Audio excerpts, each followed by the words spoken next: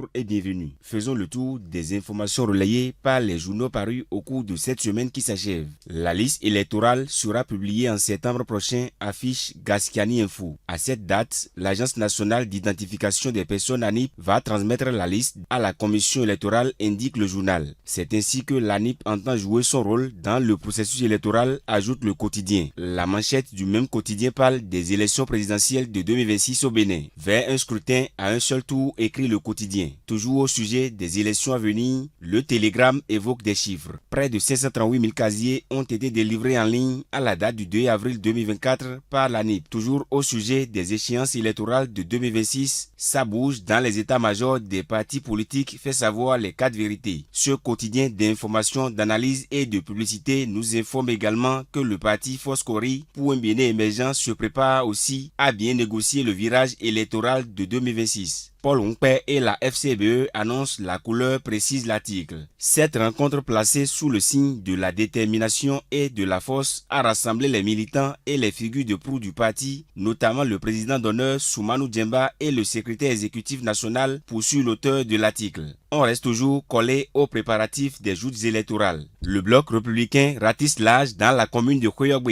L'UP et le renouveau en perte de vitesse, titre le pays émergent. Le journal nous apprend en manchette qu'il y a du renfort pour le parti du Cheval Cabré avec une nouvelle vague de ralliement dans l'arrondissement de Sey. Dans un autre registre à présent, le propriétaire des produits chimiques à l'origine de l'explosion meurtrière à Ayelawadje le samedi 11 janvier 2025 n'est plus libre de ses mouvements, écrit le matinal. Et puis, sécurité des personnes et des biens, la police opère désormais avec des caméras piétons. Dabarou, dans sa parution du mercredi 19 février dernier, trouve quant à lui que c'est une révolution qui vient renforcer la transparence. Finissons cette revue avec cette nouvelle pas trop gaie. Le décès du ministre de l'enseignement secondaire, technique et de la formation professionnelle est à la une de la quasi-totalité des parutions de ce vendredi 21 février 2025. Le gouvernement en deuil, le ministre Yves Tchabi Kwaro n'est plus, annonce Bénin Intelligent. Le journal titre à cet effet « Tragédie au sommet de l'État ». L'auteur de l'article précise que l'homme a perdu la vie dans un accident de la route ce jeudi 20 février à Parakou, dans le nord du pays. Son garde du corps a également succombé à ce drame, précise le journal. Communal Info précise quant à lui que l'Union progressiste Le Renouveau perd un grand camarade de lutte. Et c'est sur cette information relative au décès du ministre de l'enseignement secondaire et de la formation technique et professionnelle que nous refermons cette randonnée informative.